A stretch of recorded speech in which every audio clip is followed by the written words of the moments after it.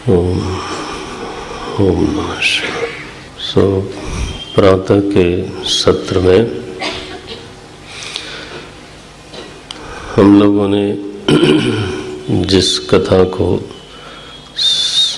देखा, समझने का अभ्यास किया, उसमें जो सबसे पहला प्रकरण अष्टम स्कंद में आता है वो है मनुओं का उल्लेख। जैसा कि मैंने पहले कहा था कि सृष्टि की आयु है एक कल्प और उसमें कुल मिलाकर के 14 मनु शासन करते हैं। तो मानवीय शासन के ऊपर, इस सृष्टि के ऊपर जो दैवी शासन है, तो उसको समझाने के लिए इस विषय को लिया गया।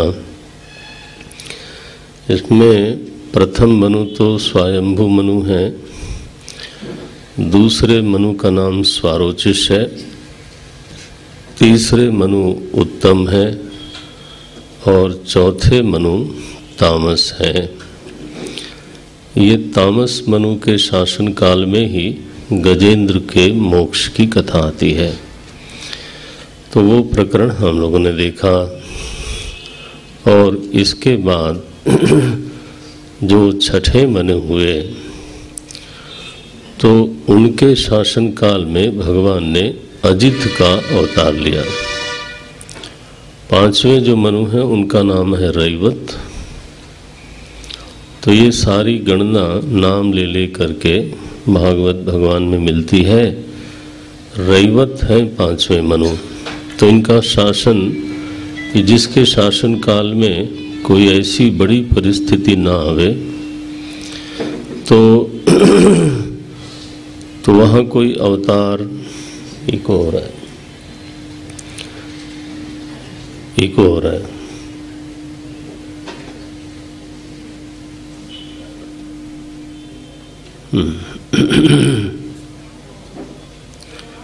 तो वहाँ तो इस तरह का कोई अवतार नहीं होता, लेकिन कोई ऐसा प्रसंग जरूर सृष्टि में आता है जब भगवान को अवतार लेने की आवश्यकता पड़ती है। आवाज आ रही बेटा? इको है ना? है? अरे कैसे नहीं है, इतना तो कान होना चाहिए तुम्हारे पास। हाँ,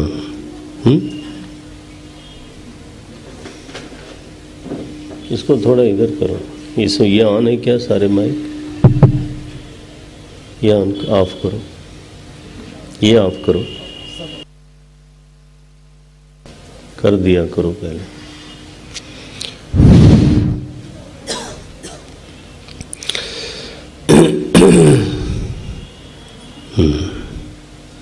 है इको, है ना?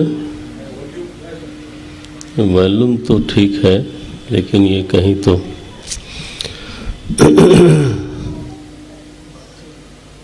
आपको ये भी नहीं समझ में आता कि इको आ रहा है।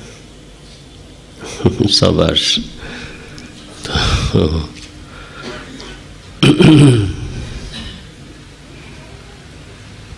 तो ये पांचवें रैवत मनु हुए और छठे जो मनु हैं चाक्षुष, इन्हीं के शासन काल में समुद्र मंथन की घटना घटी। तो ये 6 मनुओं का प्रकरण पूरा होता है। जहाँ पर भगवान का अवतार हुआ उस कथा का श्री सुखदेव जी ने विस्तार कर दिया। अब 7वें मनु हैं, उनका नाम है वैवस्वत मनु। श्राद्ध देव इति श्रुतः मनुर्विवस्वतः पुत्रः। विवस्वत के पुत्र हैं तो इसलिए इनका नाम पड़ा वैवस्वत।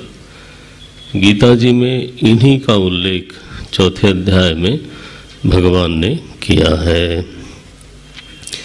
इमं विवस्वते योगम प्रोक्तवान हम अव्ययम विवस्वान मनवे प्राह मनुः इक्ष्वाकवे ब्रवीत। ये तो ये मनु है याद रहे ये 7वें मनु हैं, 14 मनुओं में से 7वें मनु यही हैं। और इसी मनु के शासन काल में भगवान का एक बड़ा प्रसिद्ध अवतार हुआ, वामन का अवतार हुआ। हम लोगों ने प्रातः संक्षेप में ये कथा देख ली थी। तो ये मनुओं का उल्लेख एक तो 8वें स्कंद के पहले ही अध्याय में आता है, जो लोग ग्रंथ के स्वाध्याय में रुचि रखते हो, और दूसरा फिर जो उल्लेख आता है वो 13वें अध्याय में आता है। तो इतने बीच में लंबी लंबी कथाएं हैं। 8वें मनु है सावर्णी, और सावर्णी मनु के ही आगे शासन काल में बलि का प्रकरण आता है। 9वें मनु है दक्ष सावर्णी, 10वें मनु है ब्रह्म सावर्णी, और 11वें मनु है धर्म सावर्णी, 12वें मनु है रुद्र सावर्णी, 13वें मनु है तो देव सावर्णी, और 14वें मनु है अंतिम, वो है इंद्र सावर्णी। तो 7 मनुओं के साथ जो नाम आता है वो सावर्णी सावर्णी सावर्णी करके आता है। तो ये जो सृष्टि है वो इन 14 मनुओं के द्वारा सुशासित होती रहती है, और बीच में अगर कोई इन सभी लोगों के सामर्थ्य के बाहर की परिस्थिति आ जाए तो अवतार होता है। तो भगवान ने बोला यदा यदा ही धर्मस्य ग्लानिर्भवति, जब जब होई धर्म कै हानि। तो अवतार का एक कारण तो यही है, लेकिन गोस्वामी जी ने जरा खोल के साफ किया कि इदम इत्थम कही जाए न सोई। अवतार का यही कारण होगा ऐसा बिल्कुल आवश्यक नहीं है, क्योंकि कभी कभी भगवान बिल्कुल व्यष्टि के लिए अवतार लेते हैं। ध्रुव के लिए प्रकट हो गए, प्रहलाद के लिए प्रकट हो गए। वहां पर सृष्टि के शक्तियों ने भगवान का आवाहन नहीं किया था। अगर आपका ध्यान जाए तो प्रहलाद जी ने भी सच में आवाहन नहीं किया था। प्रहलाद जी ने कहा खंभे में भी हैं, बस। तो भगवान राम का अवतार हुआ, आवाहन के कारण समष्टि व्याकुल थी, तो उसकी व्यवस्था ठीक करने के लिए भगवान राम का अवतार हुआ। भगवान कृष्ण का अवतार हुआ, वराह भगवान का अवतार हुआ एक आवश्यकता से। वहाँ धर्म की हानि नहीं है। अरे अभी तो सृष्टि शुरू नहीं हुई, पृथ्वी का ही प्राकट्य नहीं हुआ था। देखें, इसलिए गोस्वामी जी कहते हैं कोई ऐसा नियम मत बना लेना कि जब जब हुई धर्म की हानि बाढ़ी असुर अधम अभिमानी तब तब धरी मैं मनुज शरीर। ऐसा पूरा नियम नहीं है वो भी एक कारण है जब समष्टि को आवश्यकता होती है। लेकिन कई तो महाराज आवेशावतार होते हैं, व्यष्टि के ऊपर अनुग्रह करने के लिए भगवान का आवेश होता है। आवेशावतार क्या है? आवेशावतार माने एक परिस्थिति विशेष में पधारे प्रभु और फिर उनका अवतरण हुआ और तिरोभाव हुआ। जैसे वराह भगवान का अवतार आए और चले गए, कोई विशेष लीला का विस्तार उन्होंने नहीं किया। नृसिंह भगवान हुए, आए और तुरंत चले गए, उन्होंने कोई लीला का अवतार नहीं किया। ऐसे भगवान के समस्त ऐश्वर्य में से किसी एक ऐश्वर्य का प्राकट्य करने वाला जो अवतार है उसको कलावतार बोलते हैं या अंशावतार भी बोलते हैं। परशुराम जी हुए। इस तरह के जो रूप हैं तो अवतार का भी एक पूरा विज्ञान है, प्रकरण है। तो अंशावतार, कलावतार, आवेशावतार और एक जो आप सुनते रहते हैं पूर्णावतार। और एक अवतार और होता है शास्त्र में, उसको बोलते हैं अर्चावतार। अर्चावतार क्या हुआ कि जब विधिवत मूर्ति में भगवान का आवाहन किया जाता है, वैदिक विधि से, मंत्रों से, उसकी जो भी शास्त्र में विधि बताई है, धान्यादिवास करते हुए, फलादिवास करते हुए, जलादिवास करते हुए, एक बहुत लंबी प्रक्रिया है प्राण प्रतिष्ठा की। प्रयाग में शिवालय का जब निर्माण प्रभु कृपा से हो गया तो 5 दिन लगे। राम मिलन भी थे उसमें, राम मिलन ही उसके कार्यवाहक हैं। तो बहुत विधिवत, तो उसको बोलते हैं, कई बार लोग ना पूरा नहीं समझते तो अपनी नासमझी को समझदारी बना के बताते हैं। बोले बताओ, जो मूर्तिकार मूर्ति पे चढ़ करके छेनी मार मार के मूर्ति बनाता है ना, इस तरह से बोलते हैं। उस समय भैया वो जरूर पाषाण पिंड है, लेकिन जब उसमें आवाहन हो गया विधिवत, और तब वो तो यथा देहे तथा देवे, जैसे देह भी पंचभूत का बना है, लेकिन उसमें जीवात्मा जब प्रवेश करता है, जीवात्मा होता है, तो आप थोड़ा बोलते हो पंचभूत, तब तो उसको भोग लगाते हैं, उसको जगाते हैं, सुलाते हैं, पहनाते हैं, नहलाते हैं।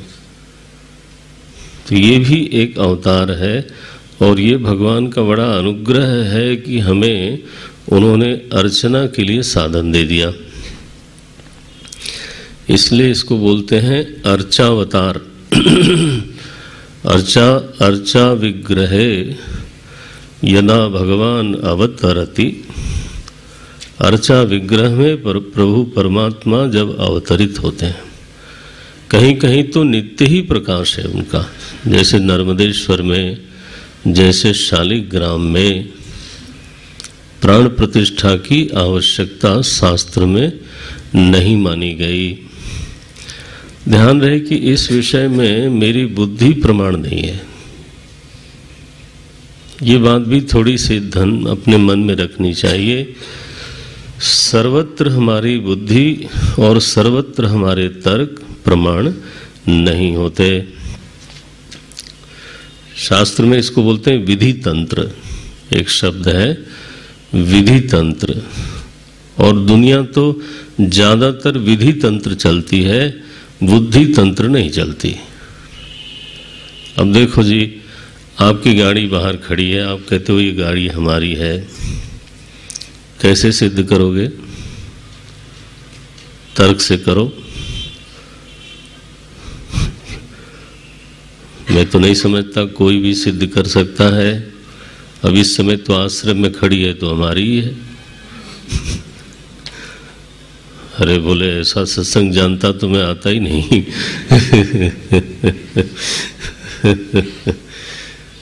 आप उसके पास खड़े हो इसलिए आपकी है, सो नहीं। आप ड्राइव करते हो इसलिए है, सो नहीं। आपके गराज में है इसलिए है, सो नहीं। कौन सिद्ध करेगा कि गाड़ी आपकी है? विधान है ना, वो जो पेपर हैं संविधान सम्मत, केवल वही सिद्ध करेंगे, बाकी कोई तर्क काम में आने वाला नहीं है। चाहे जितने बड़े आप तार्किक होवें, अगर आपके पास वो पेपर नहीं है, वो घर आपका है, ये प्लाट आपका है, ये खेत आपका है, ये तर्क सिद्ध नहीं है। आप समझते हो, ये विधि तंत्र है। कोई खाली जगह है इसलिए मैंने गाड़ी पार्क कर दी और फाइन कर दिया उन्होंने। तो क्यों पार्क किया? बोले खाली थी। तो खाली थी लेकिन पढ़ा नहीं, फाइन फॉर पार्किंग। तो बोले हमने स्पेलिंग जरा उटपटांग पढ़ी होगी शायद, मुझे लगा कि ये पार्किंग के लिए बहुत सही जगह लिखा है। तो अब वो कौन सिद्ध करता है कि ये पार्किंग के लिए जगह नहीं है, खाली तो थी। तर्क बनता है कि इसलिए मैंने पार्क कर दी। नहीं, विधि कहती है, विधि माने विधान, विधान कहता है कि ये जगह पार्किंग के लिए नहीं है तो नहीं है। अब वो चाहे खाली हो चाहे खंडहर हो। देखो, तो जीवन में जो भी स्वत्व है ज्यादातर वो सब विधि तंत्र है। हम लोग कई बार बिना समझे ही समझदारी की बात करते हैं। हम समझते हैं जो बुद्धि से सिद्ध ना होए वो तो लॉजिकल नहीं है। तो लॉजिकल तो तुम्हारा घर भी नहीं है। हाँ, अगर पेपर ना हो तो आप लॉजिक क्या दे दोगे? ठीक है ना। इसलिए इस तरह से जीवन चलता नहीं है। तो अर्चा में अवतार इसी तरह से होता है। ये विधान तंत्र है, बुद्धि तंत्र नहीं है। और फिर उसकी ऐसी ही पूजा होनी चाहिए, बुद्धि तंत्र नहीं है। नर्मदेश्वर में भगवान शंकर का नित्य प्रकाश है, ये बुद्धि तंत्र नहीं है। शालिग्राम में भगवान विष्णु का नित्य प्रकाश है, निवास हर जगह है, ध्यान रखना। इसलिए मैंने सावधानी से बोला प्रकाश। सब घट वासी राम है, इसमें क्या दिक्कत है? लेकिन बलिहारी उस घट की जिन घट भयो प्रकाश। बलिहारी तो उस घट की है ना जहां उसका प्रकाश हो रहा हो। तो एक अवतार है जिसको बोलते हैं अर्चावतार, और एक अवतार जिसको आप कहते हैं पूर्णावतार। तो ये नाना प्रकार के अवतार होते हैं, और इसका कोई एक विधान लेकर के चलना महापुरुषों ने सही नहीं माना। गोस्वामी जी ने सावधान किया, इदम इत्थम कही जाए न सोई, इदम इत्थम एव, ये ऐसा ही है, ऐसा बोलने का साहस मत करना। ये अच्छा, तो ये 14 मनुओं का शासन चलता है, और उसमें मैंने जैसे निवेदन किया 7वें मनु के शासन में वामन भगवान का अवतार हुआ, और उन्होंने भिक्षा में बलि से 3 पग जमीन मांगी। तो 3 पग मांगी और कहा कि मेरे नाप से देना। तो बलि ने कहा, भाई तुम बड़ी बड़ी बातें करते हो, लेकिन बुद्धि तो तुम्हारी बालक की है। बताओ, अब मेरे पास आए, तुमको इस बात का अंदाजा नहीं कि तुम किससे मांग रहे हो। अरे मुझसे मांगने के बाद फिर कहीं मांगने की आवश्यकता नहीं पड़नी चाहिए, मैं ऐसा सोचता हूँ। तो कुछ और ले लो। बोले नहीं महाराज, आदमी को कभी संतोष नहीं होता, उसकी जरूरत जितनी है उतनी ही मांगनी चाहिए। तो मेरी आवश्यकता तो यही है, और वो भी मैं किसी लंबे आदमी के पांव से नहीं नपाऊंगा, अपने पांव से नापूंगा 3 पग जमीन। और महाराज पूरा ही जब संकल्प कर लिया, बोले ठीक है भाई तुम्हारी इच्छा।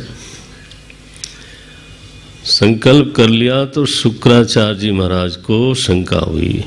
वो शिष्य हितैषी हैं, असुर कुल के सदगुरु हैं। सावधान किया बलि को, अरे बलि ये तो लगता है कि ये महाविष्णु है, और ये तुम्हारी सारी श्री का अपहरण करने के लिए पधारे हैं, सावधान। बलि बोलता है, गुरुदेव अगर ये लेना चाहते हैं तो इनको कौन रोक सकता है? ये तो सब छीन ही सकते हैं, बलात् ले सकते हैं, लेकिन मुझे दानी बनने का गौरव दे करके ले रहे हैं। तो कम से कम मैं इस गौरव से वंचित नहीं होना चाहता।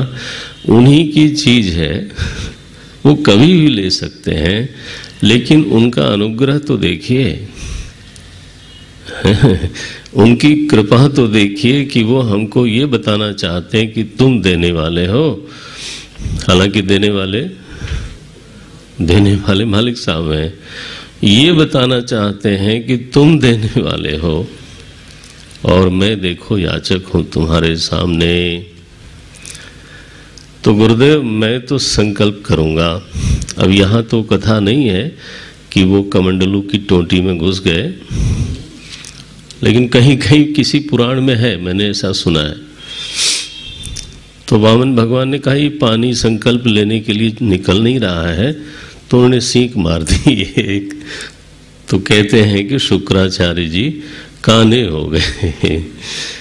भागवत में प्रकरण नहीं है, लेकिन शुक्राचार्य जी ने धन की व्यवस्था के बारे में एक नीति बताई बलि को। उसको बोलते हैं शुक्र नीति। छोटा सा श्लोक है वो। वैसे तो आप स्वाध्याय करेंगे तो बहुत सारी सामग्री मिलेगी, लेकिन मुझे ये लग रहा था सुबह कि इसको भी बोलना चाहिए। ये 19वें अध्याय का 37वां श्लोक है। वो कहते हैं जो अपना परिवार है ना, जो भी आपकी संपत्ति है, तो उसमें भी एक व्यवस्था बनानी चाहिए। बड़ी संपत्ति हो बलि जैसी तो भी, और साधारण संपत्ति हो तो भी। क्या व्यवस्था है? बोले पंचधा विभजन वित्तम यहाँ मूत्र च मोदते। ये 37वां श्लोक है 19वें अध्याय का। पंचधा विभजन वित्तम, वित्त को 5 भागों में बांटना चाहिए, और उसकी जो प्राथमिकता है ना वो ऊपर नीचे होती रहती है, बदलती रहती है समय समय पर, लेकिन बांटना जरूर चाहिए। क्या बोलते हैं? धर्म के लिए एक हिस्सा जरूर निकालना चाहिए, धर्म की रक्षा के लिए, क्योंकि रक्षा करने वाला मनुष्य का, प्राणी का, विश्व का जो रक्षा करने वाला है वो कोई और नहीं है सिवाय धर्म के। ये ऋषियों का बिल्कुल खुला उद्घोष है, धर्म रक्षति। मुझे महाराज एक बार पुलिस लाइन में बुला लिया गया कानपुर में, और पुलिस कमिश्नर और सभी अफसर लोग आ गए, जवान भी बैठे। अब ये था कि आपको हम लोगों को कुछ बताना है। मैंने कहा मैं आप लोगों को, अब वैसे ही पुलिस के पास जाने में बहुत अच्छा तो नहीं लगता है, तो मैंने आरंभ किया कह रक्षति। आप लोग जो है पूरे समाज के सुरक्षा का दायित्व निर्वहन करते हो। कभी कभी सवाल आता है कि आपकी रक्षा कौन करता है? अरे चौंके से बोले वाह, मैं हमारे ही ऊपर लगा दी। आप भी मूलतः व्यक्ति हो, आपके भी ऊपर तरह तरह के आपत्ति संकट आ सकते हैं। कह रक्षति, तो यहीं से शुरू किया था विषय कि शास्त्र में ऋषि बोलता है धर्म रक्षति। राजा रक्षा करता है, उसकी कौन करता है? शासन रक्षा करता है, उसकी खुद की रक्षा कौन करता है? शास्त्र ने कहा धर्म रक्षति, धर्म रक्षा करता है परिवार की, व्यक्ति की, समाज की, देश की। ठीक है ना? जो धारणा के तत्व हैं उसको धर्म कहते हैं। धारणा धर्म इत्याहु। यहाँ हिंदू और इस्लाम की बात नहीं है। तो बोलते हैं कि वो जो धारणा के तत्व हैं, जीवन मूल्य हैं, जो आचार विचार संहिता है, उसकी रक्षा बनी रहनी चाहिए। और उसकी रक्षा करने अपने आप नहीं होगी, उसकी रक्षा करने के लिए अपनी ओर से कुछ हिस्सा निकालना चाहिए। ये है, तभी वो रक्षा होगी। अब देखिए हमारे यहाँ सांदीपनी चलता है। तो हमारे सदगृहस्थ लोग उस स्कीम में ऋषिपुत्र योजना उसको गुरुदेव ने बोला। तो मैं स्वयं ही वहाँ का विद्यार्थी रहा हूँ। अगर सांदीपनी न होता तो मैं आपके सामने न होता। प्रवर वहीं से हैं, ध्रुव जी वहीं से हैं। तो हमारे इतने जो स्वामी जी लोग, ब्रह्मचारी जी लोग हैं, सांदीपनी से प्रकट निकले। अब सांदीपनी न होवे तो विद्याध्ययन कहाँ करे। गुरुदेव बोलते थे तो इंजीनियर जो है, बच्चा तो माँ के पेट से आता है, इंजीनियर नहीं। बच्चा माँ के पेट से आता है, डॉक्टर नहीं। उसके लिए इंस्टीट्यूशन चाहिए। तो विद्वान शास्त्रीय विद्या से अलंकृत कोई साधक चाहिए, तो वो कोई आसमान से नहीं आएगा। उसके लिए भी संस्थान चाहिए, अध्ययन अध्यापन का संस्थान चाहिए। और वो कैसे चलेगा? तो लोग जो हैं वहाँ के विद्यार्थियों को एक तरह से अडॉप्ट कर लेते हैं। इसको बोलते हैं ऋषिपुत्र योजना। एक एक विद्यार्थी को पूरा कोर्स हो जाता है 2.5-3 साल का।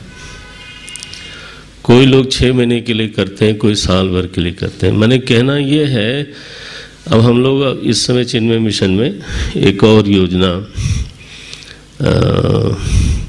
आरंभ की जा रही है। थोड़ा हो गई, टेस्टेड है वो, पौरोहित्य प्रशिक्षण केंद्र। क्योंकि विद्वान पुरोहित नहीं मिल पाते, षोडश संस्कार करा ले, ऐसा देखने में मुश्किल हो जाता है। कोई अगर खास यज्ञ करना हो, यज्ञ कराना हो, तो फिर तो ढूंढते रह जाओगे, ऐसे हो जाता है। तो एक पौरोहित्य प्रशिक्षण केंद्र हुआ, तो पहले बेंगलोर में चला वो। अब वो जो विद्यार्थी आते हैं तो उनके लिए सदगृहस्थ लोग आगे आते हैं। तो कोयम्बटूर में चला। अब जो है शुक्ल यजुर्वेद के अनुसार एक केंद्र है राममिलन मंदना में शुरू होने जा रहा है। मई में मैं जाऊंगा, 29 मई को वो गुरुकुल आरंभ होगा। तो वहाँ करीब 30 विद्यार्थियों का अभी चयन हुआ है। 40 का हुआ है, लेकिन मुझे जो रिपोर्ट आई उसमें ये उम्मीद की गई कि 30 विद्यार्थी आएंगे। करीब 1.5 साल का प्रशिक्षण होगा वो। तो निवेदन ये है कि धर्म की रक्षा अपने आप ही हो जाएगी, यह बात ठीक नहीं होती है। धर्माय, जहाँ धर्म के स्तंभ हो वहाँ कोई न कोई अपना हिस्सा छोटा बड़ा निकाल करके रखना। पंचधा विभजन वित्तम। घर में धर्म रहता है तो सुख होता है। पिता का धर्म, पुत्र का धर्म, पति का धर्म, पत्नी का धर्म। आस्था की शीतल बयार घर में जलती हो तो एक दूसरे के प्रति आदर बना रहता है, विश्वास बना रहता है। और जहाँ अनास्था, जहाँ संदेह, जहाँ लोभ, जहाँ नोच खसोट, बस छुट्टी। तो धर्म चाहिए, मनुष्य की आवश्यकता है वो, तो उसके लिए धर्माय एक हिस्सा ये आवश्यक है। और दूसरा बोलते हैं यश से। शुक्राचार्य जी कहते हैं मनुष्य को यशस्वी होना चाहिए और यश के लिए भी थोड़ा धन खर्च करना चाहिए, ये उनका आदेश है। और यश कैसे मिलता है? तो बोले दान से। दान माने जो मेरे पास है उसको समाज के साथ बांटें। समय है तो समय बांटें, बल है तो बल बांटें, धन है तो धन बांटें। अनलेस और अनटिल आई शेयर, यश नहीं बढ़ सकता। अब जो अगर मेरे पास थोड़ा बहुत ज्ञान है गुरुजनों का दिया हुआ, वो अगर मैं आपके साथ शेयर नहीं करूं तो आप मुझे क्या जानोगे? So sharing is the main cause, और वो पॉजिटिव शेयरिंग होनी चाहिए। आदमी के पास 24 घंटे 24 घंटे अपने लिए लगाए तो समाज नहीं जानेगा, लेकिन 1 घंटे अगर वो समाज के लिए निकालता हो तो बहुत सारी संस्थाएं जान जाएंगी। होता है कि नहीं होता है? देखो, सभी संस्थाओं को जरूरत है लोगों की, लेकिन किसी तो यश के लिए भी हिस्सा बनना चाहिए। यश किस लिए चाहिए आपको? जहां आप नहीं हो वहां आपके नाम से काम होए, इसके लिए यश चाहिए। प्रभाव के विस्तार का एक ही हेतु है, उसका नाम है यश। आप किसी शहर में नहीं हो या किसी ऑफिस में नहीं जा सकते फिजिकली, लेकिन अगर आप यशस्वी हो तो आप क्या बोलोगे? मेरा नाम लेना, बता देना, शायद काम हो जाएगा। तो आप नहीं, आपके नाम ने काम किया। नहीं तो आप जहां शरीर से रहोगे वहीं कुछ कर पाओगे, और तब भी ज्यादा कुछ नहीं कर पाओगे। सो यश से कार्य शक्ति का विस्तार होता है। ये कोई माने अहंकार को परिपुष्ट करने के लिए नहीं कह रहे हैं शुक्राचार्य जी, ये बात भी समझनी चाहिए। यश का उद्देश्य नहीं है कि अहंकार को फूलमाला पहनाओ। कार्य शक्ति का विस्तार होना चाहिए। अच्छा बोलो, भगवान अपने अहंकार को अलंकृत करने के लिए यशस्वी हैं? नहीं, उनका नाम महाराज 14 लोक में चलता है। ठीक बड़े बड़ों के सामने चलता है। नाम लिया अजामिल ने, हाँ चल गया ना। तो यश जो है कार्य शक्ति का, प्रभाव शक्ति के विस्तार का हेतु है, अहंकार संवर्धन का हेतु नहीं है। अगर ऐसा कोई करता हो तो गलती कर रहा है वो तो पतन का मार्ग हो जाएगा फिर। तो धर्माय यशसे अर्थाय, सारा धन खर्च नहीं करना चाहिए, कुछ धन फिर से लगाना चाहिए उद्योग में, जिससे कि धन की वृद्धि हो, री इन्वेस्टिंग, अर्थाय। और चौथा कहा कामाय, आदमी को भोग भी करना चाहिए, ठीक से रहना चाहिए, सुखी रहना चाहिए। उसके जीवन में जितना सामर्थ्य हो उस हिसाब से सुविधाएं भी होनी चाहिए। He should not remain frustrated all the time. माने कम जूस, ऐसा नहीं होना चाहिए। कहाँ से जूस निकाल रहे हो? बोले पानी में से। कम जलम, मैंने तो ऐसे ही समझा कंजूस का मतलब। संतरे में से नहीं, कौन खरीदने जाए संतरा। कम संस्कृत में कम माने जल होता है, कम जलम, जल का जूस निकाल रहे हैं। पूछा जूस पियोगे? बोले हाँ पिएंगे। निकाल के ले आए 1 गिलास। पानी ले आए महाराज। देखो अरे कंजूस ही। ये शब्द भगवान पता नहीं किसने बनाया होगा, बड़ा जोरदार शब्द बनाया है, कम जूस। ऐसा नहीं, शुक्राचार्य इसको पसंद नहीं करते। कामाय, लिव लग्जूरियसली बट पंचधा विवधन। ये नहीं कि सारा ही उसी तरफ जाए, बल्कि ऋण लेकर के। No no no no no. धर्माय यशसे अर्थाय कामाय। अच्छा ये 4 हो गए। और एक हिस्सा उन्होंने कहा बलि, एक हिस्सा स्वजनों के लिए जरूर रख छोड़े। स्वजनाय च, क्योंकि जब आपने जीवन शुरू किया था तो आपके बड़ों ने आपके लिए कुछ, है ना, कुछ आधार बना रखा था। वहां से आपने चलना शुरू किया था। तो आप जब छोड़ोगे तो जब नीचे वाले चलेंगे तो they have to have some background. तो अर्थ के लिए शुक्राचार्य की ये साधारण जो नीति है बहुत अच्छी है। ये 37वां श्लोक है। धर्माय यशसेर्थाय कामाय स्वजनाय च पंचधा विभजन वित्तम इहा मूत्र च मोदते। यहाँ भी वो व्यक्ति सुखी रहता है और परलोक में भी, क्योंकि धर्म की भी रक्षा की है तो परलोक में भी वो सुखी रहता है।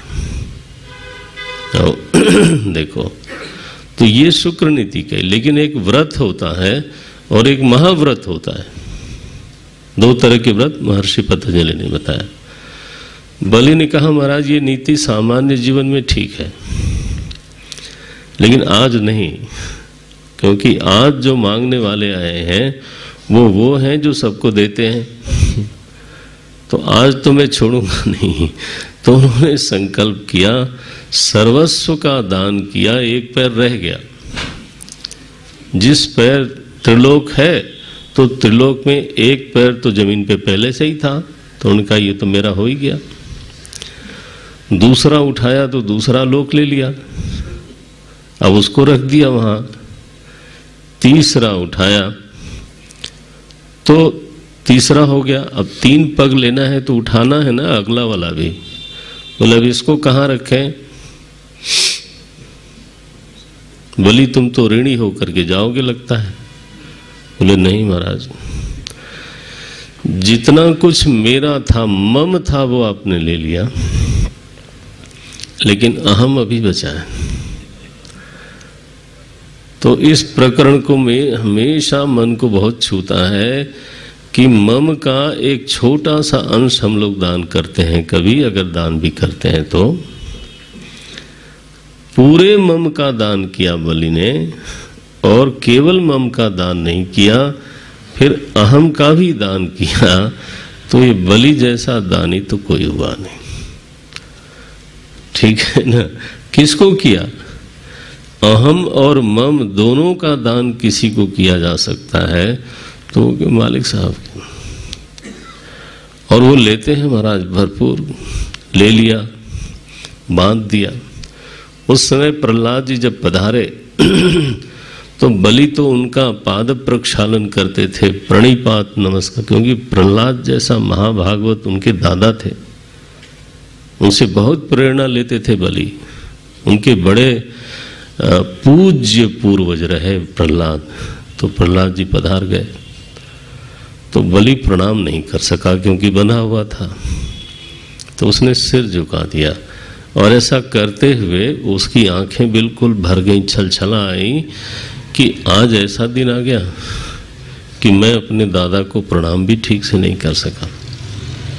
कोई बात नहीं। और प्रहलाद जी इतने प्रसन्न हैं आज के दिन, भगवान की ओर मुड़े। अब हम होते तो शिकायतें करते कि महाराज इतनी भक्ति मैंने की आपकी, और आप ये करते हो, केस रख देते महाराज उनके। लेकिन क्या बोले प्रहलाद जी, तो यही वदत्तम पदमैन्द्र मूर्जितम, ये 16वां श्लोक है 22वें अध्याय का, 8वें स्कंद में। अरे प्रभु, आपने ही ये पद उसको दिया था, और दिया था तो बड़ी खूबसूरती से दिया था। क्योंकि भगवान देते हैं ना ऐसे तरीके से देते हैं, जना जना के नहीं देते। आपसे कुछ काम करवा देते हैं, हाँ, और फिर दे देते हैं, तो हमको लगता है कि किसी ने दिया थोड़ो है, मैंने अपनी मेहनत से, हाँ, ये मूर्खता आती है। लेकिन असल में भगवान की लीला है ये। भगवान नहीं चाहते कि मैं उनके एहसान के नीचे क्या दब जाऊं। देने वाले वही हैं, लेकिन ऐसा बहाना बनाते हैं कि जिसको बहुत सावधानी है केवल वही इस बात को समझ पाता है कि नहीं नहीं, मैं तो आभारी हूँ, कृतज्ञ हूँ, ऋणी हूँ। नहीं तो आदमी को लगता है मेरी मेहनत का फल है, बढ़िया। तो नारायण, आपने दिया इतना बड़ा पद बलि को, बड़ा तरीके से दिया, शोभन तरीके से दिया। हृतम तदेवाद्य तथैव शोभनम। और प्रभु आपने जब सारा अपहरण किया है तो वो भी बड़ी शोभा से किया है। आपकी चीज है, आप ले लेते सीधे, लेकिन आप याचक बन करके लेते हो और हमारे पौत्र को आपने महादानी बना दिया। तो अपहरण भी बड़ा शोभन है और दान भी आपका बड़ा शोभन है। हमारे वंश पर आपकी बड़ी अतिशय कृपा है। मन्ये महानस्य कृतो ही अनुग्रह।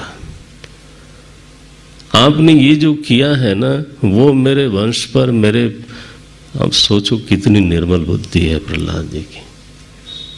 हम लोग अधीर आतुर उतावले लोग हैं, 2 मिनट में व्याकुल होते हैं और भगवान को तो तुरंत ही सबसे पहला दोषी तो, हाँ, क्योंकि सामने वाले को दोष देंगे तो शायद झगड़ा ही कर जाए वो।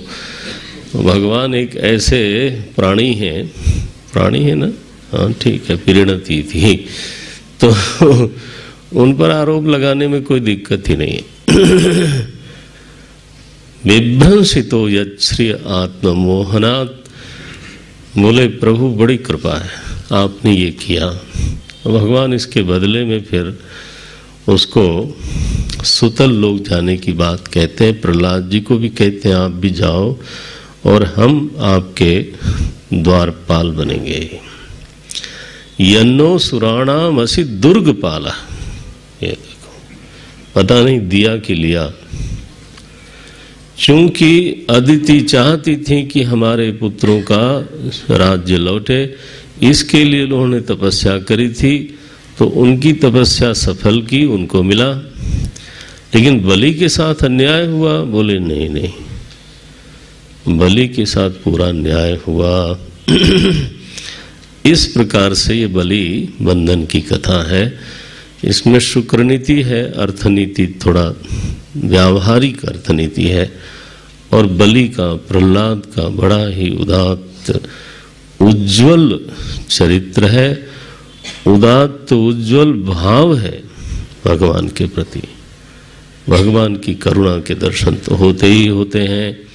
और इसके बाद वो मत्स्यावतार की कथाएं जिसको हम लोगों ने देखा था। अब हम 9वें स्कंद में, भगवान का जन्म तो हो चुका, बीच में 1-2 प्रकरण हैं जिनका उल्लेख होना चाहिए था। यहाँ जो अध्याय है 9वें स्कंद जो है, उसमें कुल मिला के 24 अध्याय हैं। और 9वें स्कंद में नाम बहुत आते हैं राजाओं के। तो पहले अध्याय से लेकर के 13वें अध्याय तक, माने 13 अध्याय तक सूर्यवंश के राजाओं की कथा है। ये विषय आप पकड़ लो। हर स्कंद का विषय जो है वो हृदय में रहे तो अच्छा है। और 14वें अध्याय से लेकर के 24वें अध्याय तक, माने 11 अध्यायों में चंद्रवंश की कथा है। तो माने ये हुआ कि 9वें स्कंद में सूर्यवंश और चंद्रवंश की मुख्य रूप से कथा है। और इसमें बड़े बड़े महान राजा हुए हैं। थोड़ा तेज करो बेटा, वो चले गए। ये थोड़ा माइक को उनको जरा कहना पड़ेगा, क्योंकि वो ये तो मेरी मदद करे तभी बात बनती है। दीर्घ सत्र चलते हैं तो यही ना हो तो फिर मुश्किल हो जाएगी। वो लाइटली ले रहे होंगे शायद, वो बच्चे को बैठा देते हैं, वो समझ में नहीं आता उसको। देखो इको हो रहा है, इको हो रहा है, उसको समझ में जल्दी नहीं आएगा। एनीवे कम करो बेटा, मुझे यही जरा जोर लगाना पड़ेगा।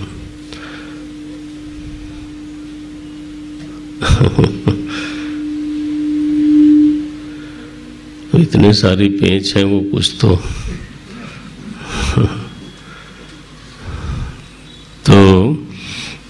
ठीक है। 9वें स्कंद का आरंभ यहाँ से होता है। विवस्वान, विवस्वत से ये वंश चला, इसीलिए सूर्य वंश बोलते हैं। सूर्य भगवान से वंश चला। मन्वंतराणि सर्वाणि त्वयोक्तानि श्रुतानि में वीर्याणि अनंत वीर्यस्य हरेस्तत्र कृतानि च।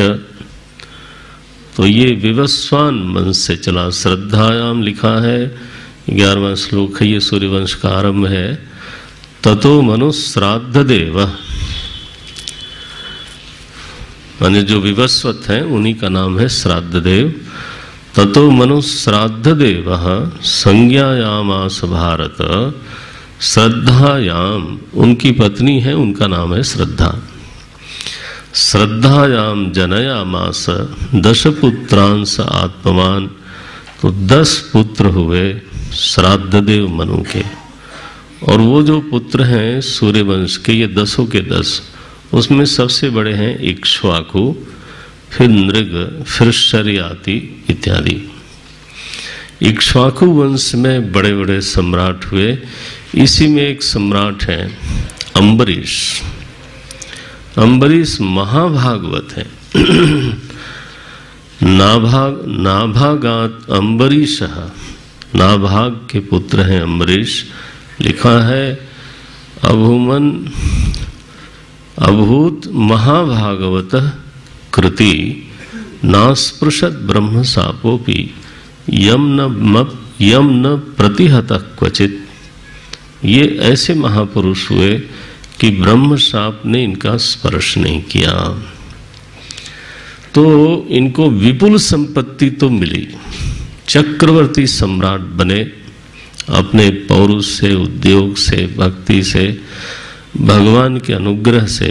लेकिन ऐसे महापुरुष थे ये कि संपत्ति केवल अपने स्वरूप को ही समझते थे, बाकी जो कुछ था वो एक व्यावहारिक लीला थी ऐसा मानते थे। वो स्वप्नवत देखते थे, माने महाराज सम्राट थे लेकिन ब्रह्मज्ञानी थे, स्वप्नवत देखते थे। लिखा है अव्ययाम च श्रियम लब्ध्वा विभवम चातुलम भुवि मेने अति दुर्लभम पुंसाम सर्वम तत् स्वप्न संस्तुतम। ये 16वां श्लोक है। देखो ऐसा सम्राट हो, सब कुछ चारों तरफ उसको विपुल संपत्ति प्राप्त है, सामर्थ्य प्राप्त है, लेकिन जीव और जीव संबंधी उपलब्धियों को, दोनों को ही स्वप्नवत देखते हैं। जैसे कोई स्वप्न सम्राट हो गया हो तो वो जागने के बाद उस साम्राज्य को और स्वप्न देखने वाले को क्या समझेगा। ऐसे है इनका स्वरूप। विद्वान विभव निर्वाणम तमो विशति यत् पुमान। ये तो बिल्कुल निर्वाण को प्राप्त महापुरुष है और अंतःकरण में भगवान की अद्भुत भक्ति है। ज्ञान में अद्वैत बोध है, चित्त में भाव धरातल पर परम भक्ति है और शरीर में कर्म धरातल पर परम उद्योग है। इसको ऐसे ले, तीनों धरातलों पर सुसंपन्न। एक बार उन्होंने व्रत किया कि वर्ष भर में तो एकादशी का व्रत करूंगा, द्वादशी में पर्यवसित होने वाली एकादशी, माने 10वीं की रात्रि को उपवास शुरू हो गया, एकादशी को उपवास निर्जल, और जब द्वादशी लगती है उदया तिथि में तब फिर पारण। ये अम्बरीश का व्रत है। ये विशेष एकादशी है। 10वीं से 10वीं की रात्रि से उपवास शुरू होता है। हम लोग व्रत में कई बार थोड़ा सा सेल्फ चीटिंग खूब करते हैं। मैंने 10वीं की रात को खींच लिया क्योंकि कल उपवास है, और द्वादशी को डबल खाया क्योंकि कल उपवास था। गुजरात में महाराज बोलते हैं एकादशी माने 11, वहाँ गुजराती में एकादशी का 11। तो कभी कभी आपस में ऐसे बोलते हैं 11 को अगर 11 रस न हो तो 11 खंडित हो गई। तो अम्बरीश जो है तपोवृत्ति से ये व्रत करते हैं। बोले नहीं नहीं, ऐसी एकादशी करेंगे। और वो वर्ष तक निभा महाराज।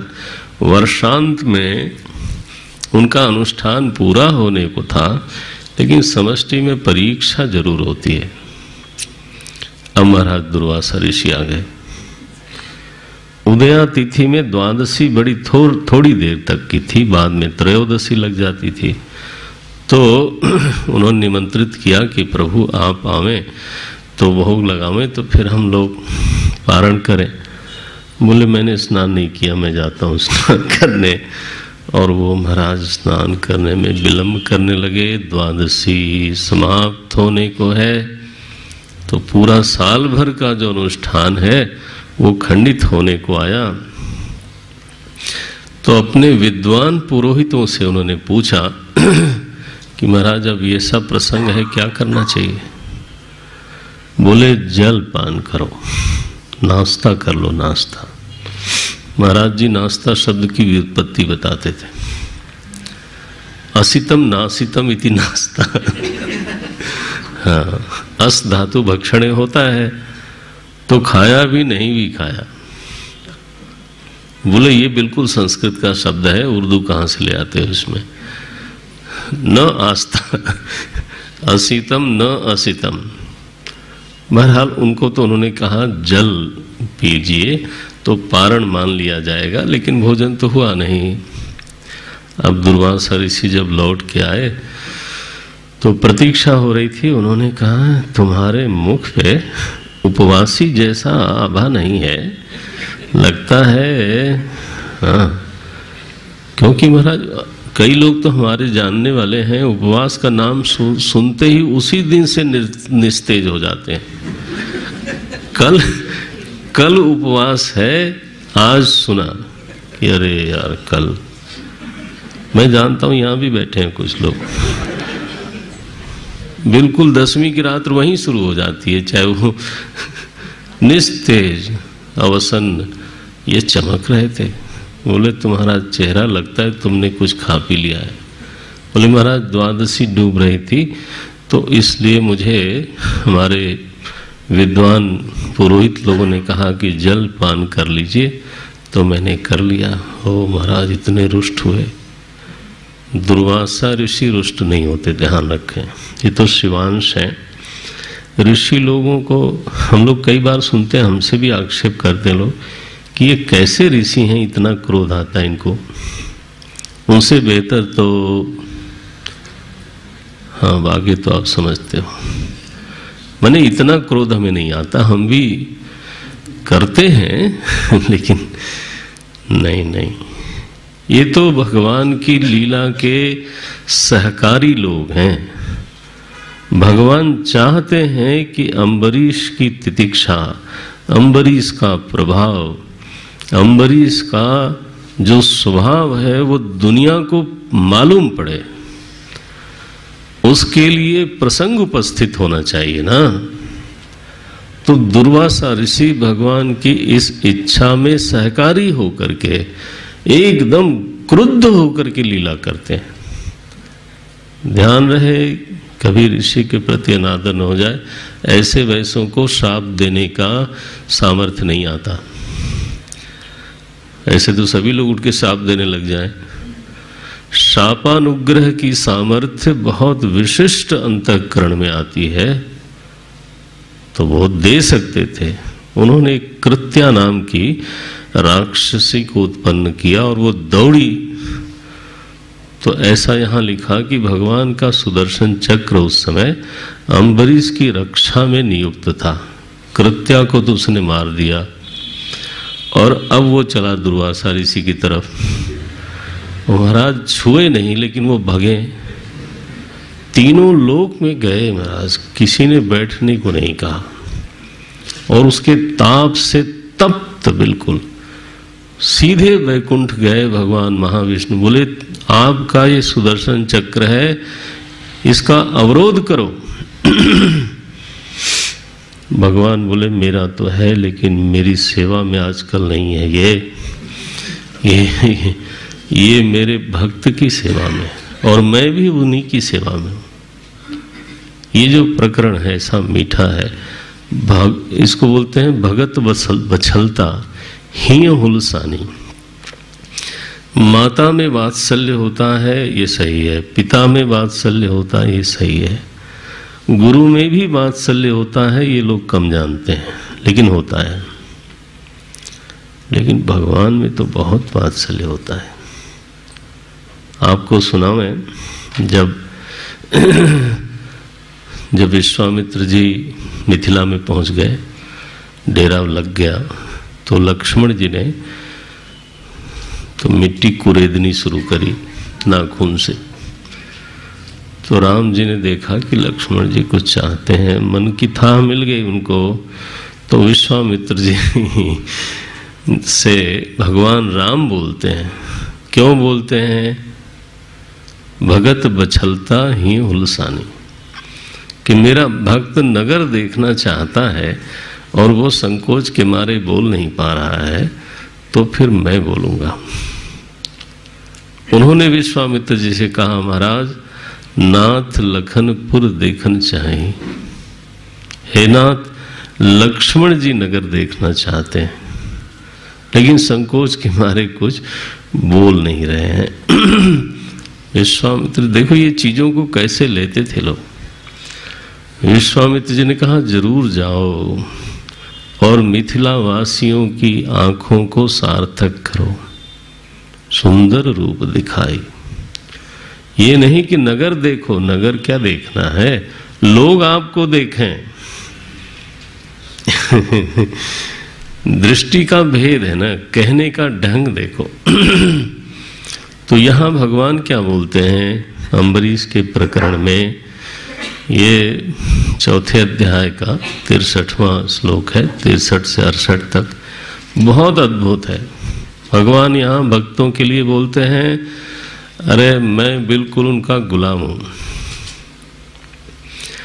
अहम भक्त पराधीनः ह्यस्वतन्त्रैव द्विजः। अहम भक्त पराधीनो यस्वतंत्र इव द्विज। साधुभिर्ग्रस्त हृदयो भक्तैर्भक्तजनप्रियः। नाहमात्मानमाशासे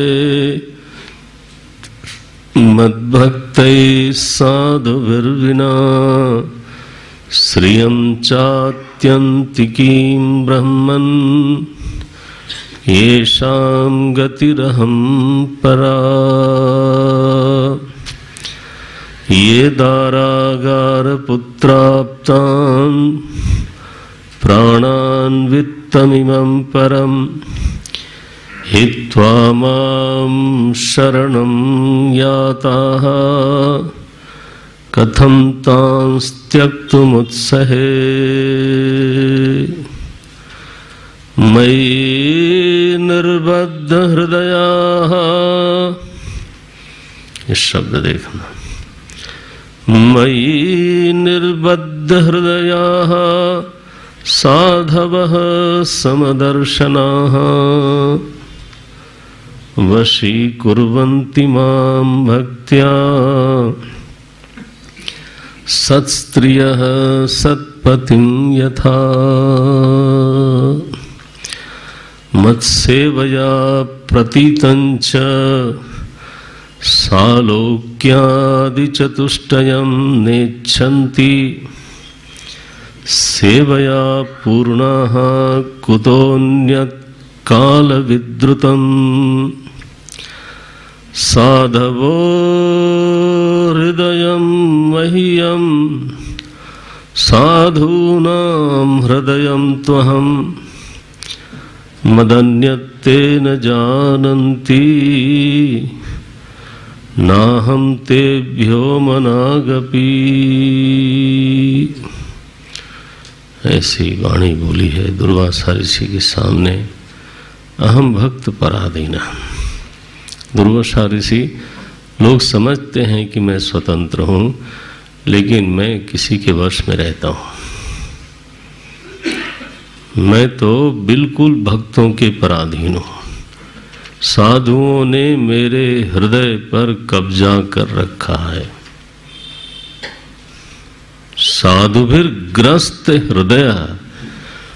लोग महाराज साधारण साधारण चीजों पर कब्जा करते हैं, साधुओं का देखो, कब्जा ही करना है तो फिर अगर यही काम, क्यों भाई, यही काम करना है तो पकड़ लो महाराज, सबसे बड़ा प्लाट है वो। साधुभिर ग्रस्त हृदय भक्तैर भक्त जन प्रिय। मैं तो उनके बिना अपना अस्तित्व तो नहीं मानता हूं। ये तो कोई श्री भी मेरे लिए कुछ है नहीं। आप सोचो, सबको छोड़ करके, सारे जाने हुए आश्रयों को छोड़ करके वो मेरे आश्रय में रहते हैं। आप दुर्वासा ऋषि बताओ, क्या मैं भी उनको छोड़ दूं? कथम तांस त्यक्तुम उत्सहे। मैं उनका त्याग करने में कैसे समर्थ हो सकता हूं? ये तो उन्होंने अपना मन मेरे से बांध रखा है, बंधन कर दिया। मई निर्बद्ध हृदय साधव समदर्शना। ऐसे तो महापुरुष हैं। वो ऐसे लोग क्या करते हैं? वशी कुर्वन्ति माम भक्त्या। भक्ति से मुझे वश में कर लेते हैं। बल से नहीं कोई मुझे वश में कर सकता, सेना लेकर के नहीं कर सकता, धन से वश में नहीं कर सकता, लेकिन भक्त्या वशी कुर्वन्ति। एक वश में करने वाली एक और चीज है, उसका नाम है भक्ति। और दृष्टांत बड़ा अद्भुत दिया। बोले जैसे सद स्त्री, देखो यहां केवल स्त्री तो नहीं लिखा है, सद स्त्री वश में कर लेती है। किसको? बोले अपने पति को। लेकिन पति के साथ भी सत लगाया है, ध्यान रहे, ग्रंथ देख लेना। सद स्त्री सत पतिम यथा। पति भी सत होवे, स्त्री भी सत होवे, तो भक्त्यावशी कुर्वन्ति। ये भक्त्या उभय देश में जाएगा। न बले न, कानून से कोई किसी को वश में नहीं करता। भाई हमारी संस्कृति को कई बार आजकल हम ही लोग, विधान बनाने वाले लोग नहीं समझते हैं। वश में करने का एक ही उपाय, सेना चढ़ा दो, रपट लिखवा दो। ऐसे कोई वश में होता है? लड़ाई होती है इसे। और हमारे श्रीमान जी लोग बड़े आनंद से, महापुरुष लोग हैं, तो वो ऐसे ऐसे नियम बनाते रहते हैं। और समाज शास्त्री लोग भी महाराज टीवी पर चाय चाय चाय चाय करते रहते हैं। थोड़ा अपना संस्कार भी उनको जानना चाहिए। भगवान को वश में किया जाता है, कानून बना के नहीं किया जा सकता है। बोलते हैं वशी कुर्वन्ति माम भक्त्या सत्स्त्रियः सत्पतिम यथा। अरे दुर्वासा ऋषि, मैं आपको बताऊं, मुझे, मेरे जो भक्त हैं ना, मेरे अलावा किसी को जानते नहीं। मदन्यत तेन जानन्ति। तो चूंकि वो किसी और को मेरे अलावा नहीं जानते, तो अब बोलना ही पड़ेगा, मैं भी उनके अलावा किसी को नहीं जानता, क्योंकि बाकी लोग अपने में मस्त हैं। मैं उनको जानूं इसकी उनको जरूरत नहीं है। जिसको जरूरत है वो मुझे जानता है, मैं उसको जानता हूं। बाकी लोग मस्त हैं, स्वस्थ हैं, अपना काम में लगे रहते हैं, बढ़िया। लेकिन मैं, बोले महाराज मेरा संताप तो दूर करो। बोले तुम देखो अम्बरीश के पास जाओ, अपराध आपने उनका किया है, क्षमा मुझसे मांगते हो, गलत बात है। तो आप अम्बरीश के पास जाओ। दुर्वासा ऋषि अम्बरीश के पास गए और महाराज उसके चरणों में गिरे, रक्षा करो। उसने कहा महाराज पाप लगाते हो, कृपा करो। आप मैं तो आपकी प्रतीक्षा कर रहा हूं, अभी तक मैंने कुछ भोजन नहीं किया। लो, जल पान करके बैठे थे महाराज, तब से फिर दुर्वासा ऋषि को भोजन करा लिया, फिर उन्होंने अन्न ग्रहण किया। ऐसा महाप्रतापी चक्रवर्ती सम्राट जो स्वयं ब्रह्मनिष्ठ है, ऐसा व्रती है, अखंड व्रती है, और भगवान का ऐसा भक्त है कि भगवान कहते हैं वशी कुर्वन्ति। ऐसा भक्त है, देखो सब कुछ है ना, ब्रह्मनिष्ठा भी है, साम्राज्य भी है, सदाचार भी है, व्रत भी है, लेकिन सबसे बढ़ के तो ये भी है ना कि वो भगवान को कहलाता है, या भगवान स्वयं कहते हैं अहम भक्त पराधीना। ये तो भक्त्या माम वशी कुर्वन्ति। ऐसे हैं ये अम्बरीश महाराज, सूर्यवंश के सूर्य हैं। इसी वंश में मानधाता पुत्र अम्बरीश, ये नाभागात का एक दूसरा नाम है मानधाता।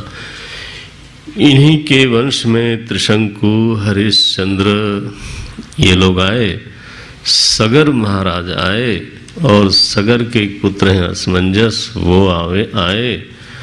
उसी वंश में अंशुमान आए और उन्होंने गंगा जी को लाने के लिए तप किया। फिर दिलीप ने तप किया, फिर भगीरथ के उद्यम और भक्ति से भगवती भागीरथी इस धरती पर प्रकट हुई। ये सूर्यवंश का ही उपकार है मनुष्यों के ऊपर। इसी वंश में राजा हुए सुदास, और इसी वंश में फिर भगवान ने अंशों के साथ अवतार लिया। यहाँ लिखा है दसम अध्याय में, यहाँ हमने कथा छोड़ी थी, शीघ्रता करनी थी इसलिए बीच की कथा को थोड़ा संक्षेप में छूना पड़ा था।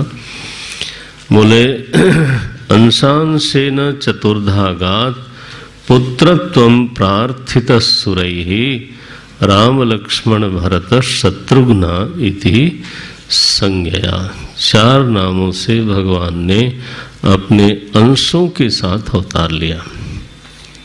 दूसरा श्लोक है ये 10वें अध्याय का। अच्छा, तो ये अंश शब्द जो आता है ना, उसको भी थोड़ा समझना चाहिए, क्योंकि गोस्वामी जी ने लिखा अंशन सहित लेव अवतारा। तो अंश तो परमात्मा निरंश है, उसमें टुकड़े नहीं हैं, उसमें हिस्से नहीं हैं, वो निरवयव चेतन, निरंश चेतन। अंश का कथन कैसे होता है उसमें? तो महापुरुषों ने कहा कि उपलब्धा की दृष्टि से अंश का उपचार होता है।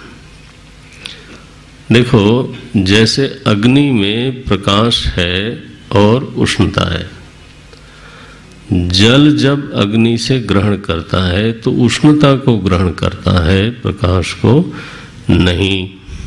तो अग्नि में 2 अंश हुए। किस दृष्टि से? आप अग्नि में इन दोनों को अलग नहीं कर पाओगे, लेकिन जल में है ना, जो उपलब्धा, जो रिसीवर है, तो अंश का अभिप्राय है उपलब्धा की दृष्टि से ये भेद देखने में आता है। कहीं पर सदंश का प्रकाश है, कहीं पर चिदंश का प्रकाश है, और कहीं पर आनंद अंश का प्रकाश है। सच्चिदानंद में 3 अंश नहीं है, लेकिन उपलब्धि करने वाले जो उपाधि हैं वो त्रिविध प्रकार की होती हैं। पूरे जगत में परमात्मा व्याप्त है, लेकिन हर जगह चेतना तो नहीं दिखाई देती। ये पुस्तक में नहीं, ये टेबल में नहीं, और यहाँ दिखाई देती है। यहाँ भी एक समय आता है जब नहीं दिखाई देती, आप होली की तरफ फूंक देते हो। तो सदंश तो व्याप्त है, लेकिन चिदंश को प्रकट करने के लिए उपाधि चाहिए अंतःकरण। सूक्ष्म अंतःकरण। देखो तो अंतःकरण के कारण चिदंश भी प्रकट हुआ। तो अब अंश शब्द इस तरह से बोलते हैं, अब उसको वहां पे वो तीन अंश नहीं है। उपलब्धि जब होती है तो हमको लगता है और अंतःकरण अगर सत्व समृद्ध होवे, बिल्कुल यच्चित्ते, कोई बोल सकता है? हाँ बोले। यच्चित्ते नितराम प्रशांत कलने लब्ध्वा मुनिर्निर्वृतः।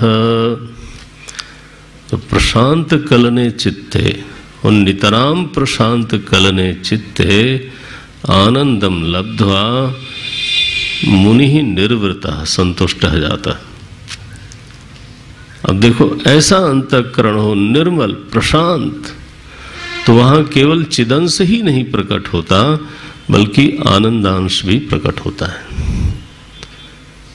तो ये उपाधि भेद से अंशों की कल्पना की गई है, यह बात समझ में आनी चाहिए। स्वतः तत्व में किसी अंश अंशी का संबंध नहीं है, अवयव अवयवी का संबंध नहीं है, टुकड़ा नहीं है उसमें, यह बात समझनी है। अच्छा, ये लोग प्रकट हुए और इनका 2 अध्यायों में श्री सुखदेव जी महाराज ने पूरे रामचरित का वर्णन किया। भागवत में चूंकि भगवान कृष्ण की प्रधानता से सारे अवतारों का उल्लेख हुआ है, लेकिन कृष्णावतार के ऊपर अब यहाँ 2 अध्याय दिया, रामावतार के ऊपर, कृष्णावतार के ऊपर 90 अध्याय है। तो इसलिए कृष्णावतार प्रधान भागवत ग्रंथ हुआ। या 2 भगवान राम का जो चरित्र है उसके लिए बहुत सारे ग्रंथ बने, सबका नाम प्राय रामायण रखा गया। वाल्मीकि रामायण, अध्यात्म रामायण, आनंद रामायण, कंबन रामायण, इतने रामायण हैं, अलग अलग भाषाओं में रामायण है। श्री रामचरित मानस उन्होंने अपने ग्रंथ का नाम रामायण तो नहीं रखा, क्योंकि शिव जी कहते हैं, शिव जी ने यह नाम रखा। धरेव नाम ही हेरी हरष हर, अपने हृदय में तलाश किया शिव जी ने कि इसका नाम क्या होना चाहिए, तो लिखा धरेव नाम ही हेरी, हेरी माने खोज के, हरसि हर, भगवान शंकर ने ही ये नाम रखा। रचि महेश निज मानस राखा, पाई सुसमय शिवासन भाखा, ये लिखा। शंभु कीन यह चरित सुहावन, भगवान शंकर ने रामचरितमानस की रचना की, नाम भी उन्होंने ही रखा। तो रामचरितमानस, रामायण माने क्या होता है? राम जी के रहने की जगह। अयन माने घर होता है, रामस्य अयनमिति रामायणम। और एक दूसरी व्युत्पत्ति होती है, अयन माने मार्ग भी होता है। जैसे उत्तरायण बोलते हो आप, सूर्यदेव के चलने का एक मार्ग है। दक्षिणायन बोलते हो तो भगवान की ओर पहुंचने का जो मार्ग है उसको भी रामायण बोलते हैं। देखो, तो रामायण ऐसा ग्रंथ है जो भगवान तक पहुंचा भी देता है और भगवान के रहने की भी जगह है। उनसे मिलना हो, किसी को मालिक साहब से मिलना हो तो उनके घर जावे, ठीक, मने कहाँ जावे? रामायण में जावे। तो वहाँ विस्तार से प्रभु राम जी का चरित्र है, बहुत सारे आयाम हैं उसके, आध्यात्मिक आयाम है, सामाजिक आयाम है, राजनीतिक आयाम है। मर्यादा पुरुषोत्तम राम बोलते हैं। वाल्मीकि जी ने कहा रामो विग्रहवान धर्म, धर्म अगर मनुष्य का आकार ले तो उस आकार का नाम क्या पड़ेगा? बोले राम जी। गोस्वामी जी ने कहा नहीं नहीं नहीं नहीं, रामो विग्रहवान ब्रह्म, राम स्वरूप तुम्हार वचन अगोचर बुद्धि पर, ये कहा हमारे गोस्वामी जी ने। तो ये धर्म और ब्रह्म की साकार प्रतिमा भगवान को स्वीकार करके फिर उनके चरित्रों का वर्णन है। जब ब्रह्म रूप से चरित्र का वर्णन होता है तो किंचित वदामि, तो भीतर जो अंतर्यामी का चरित्र है ना, वो अवतार लेकर के भगवान दुनिया को दिखाते हैं। अंतःकरण की अपेक्षा से अंतर्यामी निरंतर एक व्यवहार करता है, कुछ चीजों को पसंद करता है, कुछ चीजों को पसंद नहीं करता। देखें, हमारे आपके सबके भीतर अंतर्यामी का निवास है। कायरता किसी को पसंद नहीं है। क्या मतलब है कि अंतर्यामी, आफ्टर ऑल ये सबको एक चीज पसंद नहीं है। क्यों? सबका अहंकार अलग है, सबकी बुद्धि अलग है, सबकी पसंद अलग है, लेकिन एक चीज कॉमन है। क्यों? बोले क्योंकि भीतर सबके एक कॉमन है। वो कायरता उसको पसंद नहीं, वीरता सभी को पसंद है, लेकिन उद्दंडता देखो। तो भगवान का एक रूप है वीर, कायर नहीं, लेकिन विनीत, उद्दंड नहीं। वह अवतारी श्री राम में ये चरित्र देख लेना आप, निरंतर विनीत हैं लेकिन कभी कायर नहीं है। ये एक मोस्ट ब्यूटीफुल कॉम्बिनेशन है कि कोई वीर हो साथ में विनीत हो। उल्टा होता है प्राय, वीर हो तो उद्दंड होता है, असभ्य होता है, और अगर विनीत हो तो कहने के लिए विनीत होता है प्राय, फिर वो तो ये तो भगवान को अवतार लेके दिखाना है कि भीतर तुम मुझे नहीं समझ पाते। तो शिव जी ने कहा अच्छा लाओ मैं बाहर करके बताता हूं। रचि महेश, जीव के बस की बात नहीं कि भीतर वाले का हर चरित्र मालूम पड़े। सत्य सभी को प्रिय है, सभी को वांछित है। वाई? क्योंकि सभी के भीतर परमात्मा को वही अभिष्ट है, झूठ नहीं। सरलता सभी को अभिष्ट है, निर्दम्ब होना सभी को अभिष्ट है। अच्छा, अहंकार किसी को अभिष्ट नहीं है। देखो, तो कुछ चीजें ऐसी हैं जो सभी को प्रिय लगती हैं और कुछ चीजें ऐसी हैं जो किसी को प्रिय नहीं लगती हैं। ये जो कॉमन लाइकिंग है उसका आधार अहंकार नहीं है, उसका आधार अंतर्यामी है। जो लोग जो पकड़ना चाहे पकड़ ले।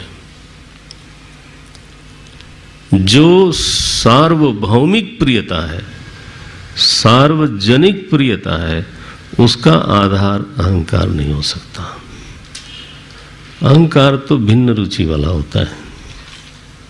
वो सार्वभौमिक, सार्वजनिक, सार्वकालिक, सार्वदेशिक नहीं हो सकता। इस पर आप थोड़ा विचार कर लीजिएगा।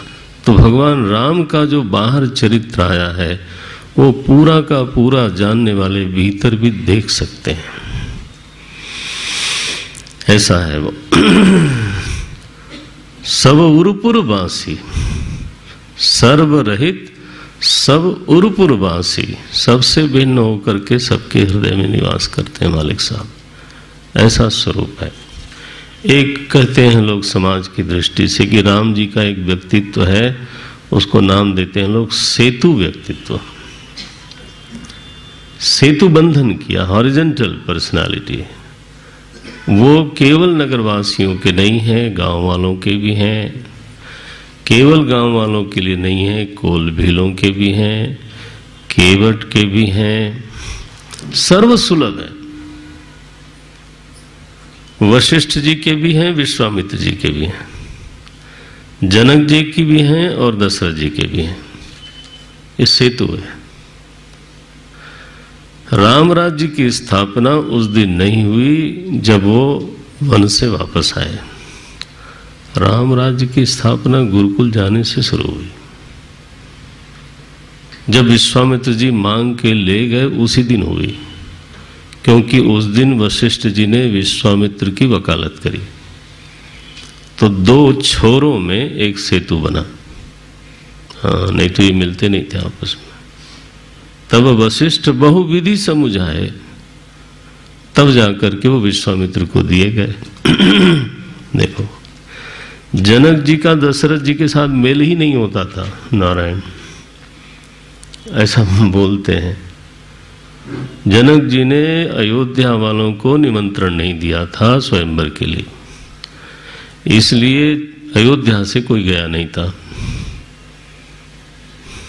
ध्यान गया होगा आपका।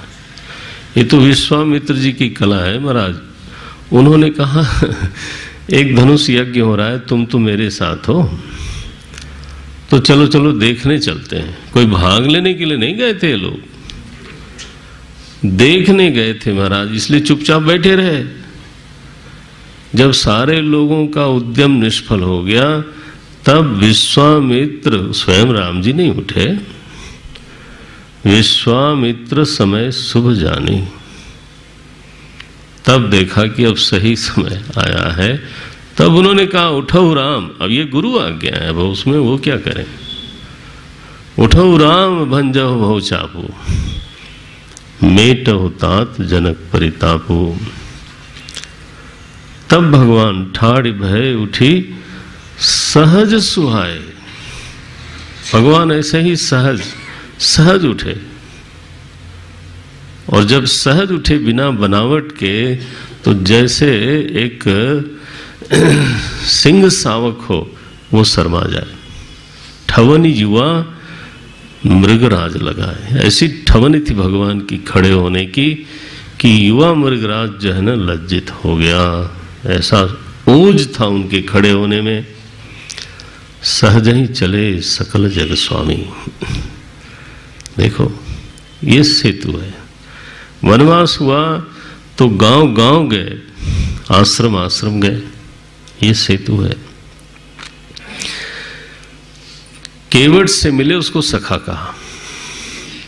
और जब चित्रकूट में गए तो कोल भीलों से मिले, और वहां रहने वाले बड़े बड़े तपस्वी ऋषियों मुनियों से मिले। एक के नहीं है वो जो सबपुर वासी कहा है ना, उसको दिखाया उन्होंने। नहीं नहीं, केवल कोल भील ऐसा मत बोलो, और तपस्वी और मुनि ही, नो ऐसा नहीं बोलो। जब ऋषि तपस्वी मुनि लोग चले गए वंदना करके, तब कोल भील आए। उन्होंने कहा महाराज आप हमारे ही गोद में हो, हमारे कब्जे में हो, आप बिल्कुल चिंता न करो, इतनी सेवा हम लोग करेंगे यहाँ आपकी कि आप तो अयोध्या को याद भी नहीं करोगे। ऐसे हैं राम जी। बोले बन वेहर गिरी कंदर खोहा, प्रभु हमार यह पग पग जोहा, तह तह तुम्हें अहेर खिलाओ। वहां आपको आखेट करने के लिए ले जाएंगे। आप बिल्कुल चिंता न करो, आपका मन लग जाएगा। देखो, कोल भील उनको अपना मानते हैं। वहां से चले तो और क्या, वानर लोग उनको अपना मानते हैं।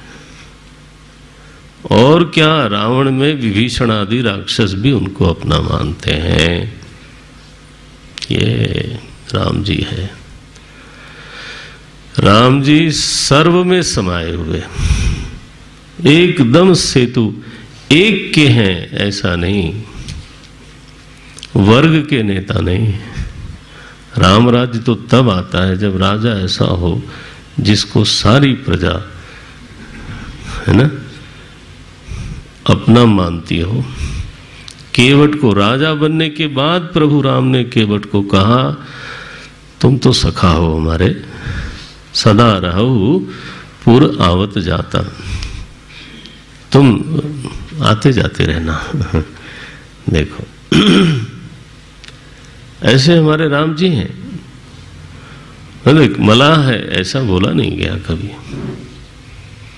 तो ये चूंकि रामावतार का एक प्रकरण है तो थोड़ा याद दिला देता हूं। इसका विस्तार, रामावतार का एक संपूर्ण विस्तार पढ़ना हो तो फिर तो रामायण में जाना पड़ेगा। और उसमें भी जो चरमोत्कृष्ट पीठिका है रामावतार की और रामचरित्र की, मैं समझता हूँ श्री रामचरितमानस। वहां तो मर्यादा की थी। उस दिन मैं बोल रहा था, वनवास से लौटे वशिष्ठ जी को मिलना था तो मिले शब्द नहीं लिखा। देखे गुरु धरी मही धरी धनुष सायक, धरती पर धनुष बाण रख दिया गुरु के सामने शस्त्र। ये अभिनय है, मर्यादा है। और मिले नहीं, देखे, दर्शन किया भगवान का, वशिष्ठ जी का। ऐसी मर्यादा है महाराज। जनकपुरी देखने गए, थोड़ा विलंब हो गया तो लौटते समय विश्वामित्र जी से डरते हैं कि विलंब हो गया, गुरुदेव को अच्छा नहीं लगा होगा। गोस्वामी जी लिखते हैं, भजन प्रभाव दिखावत ताई। जिससे काल डरता है वो डर रहे हैं। क्या दिखा रहे हैं? बोले भजन प्रभाव दिखावत। तो ये रामावतार पर किंचित हमारी वांग्मयी सेवा।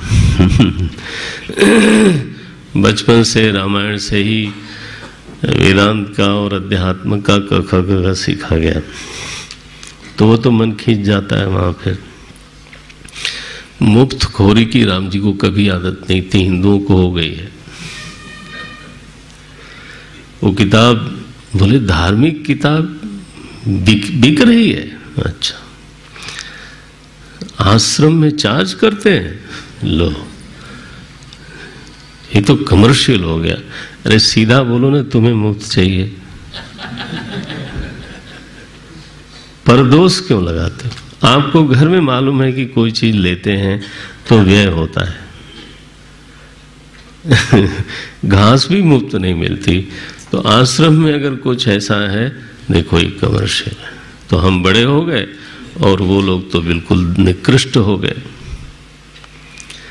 भगवान को कभी भी कोई सेवा मुफ्त लेने में बड़ा संकोच होता था। जब नाव उतारा ना केवट ने, तो भगवान के पास उसने तो कहा था कि मैं नाथ न उतराई चाहूं, लेकिन भगवान उस पार जब खड़े हुए तो प्रभु ही सकुच यही नहीं कछ दीना। उनको बहुत संकोच है कि इसने मुझे पार उतारा और इसको मैंने कुछ। महाराज अपने भगवान से सीखने की बात है। ये सब उटपटांग आदत जो है ना, ये नहीं डालनी चाहिए। अच्छा, इतना पर्याप्त है। सो राम अवतार पर ये चर्चा हुई। नारायण, इसके बाद 14वें अध्याय से चंद्रवंश का वर्णन आता है और उसमें भी बहुत बड़े बड़े सम्राट हैं। ध्यान रखना, चंद्रवंश में ही भगवान का अवतार है। इस चंद्रवंश में एक सम्राट हुए, उनका नाम था नहुष, जो किसी समय जाकर के इंद्र बने। इसी चंद्रवंश में एक सम्राट हुए ययाति। तो ये महाराज यदुवंश में, यदुवंश के कुलगुरु बने, अंतिम माने पूर्व पुरुष हैं। इन्हीं के एक लड़के थे यदु, और बाद में यदुवंश का विस्तार हुआ। यहाँ भागवत में ययाति को विलासी नहीं कहा गया है, यतिर यजाति ऐसा शब्द लिखा। ये यति हैं। इसी में पुरुरवा हुए, इसी वंश में दुष्यंत हुए, ये चंद्रवंशी राजा है। इसी में वो भरत हुए जो सिंह के दांत गिनते थे, और इसी वंश में रंतिदेव हुए। रंतिदेव बहुत उदार सम्राट हैं। भगवान जब प्रसन्न हुए तो उन्होंने कहा, वर मांगो। बोले महाराज, लोगों के हृदय में हमको भी बैठा दो। बोले बहुत भीड़ है, तुम कहाँ से घुस जाओगे उसमें, मैं पहले से ही बैठा हूँ। बोले आप बैठे हो और जीव बैठा है। द्वा सुपर्णा सयुजा सखाया, लेकिन आपके बैठने का कोई मतलब नहीं है ना, गड़बड़ करते हो आप। बोले क्या बोलते हो तुम? बोले हाँ गड़बड़ करते हो।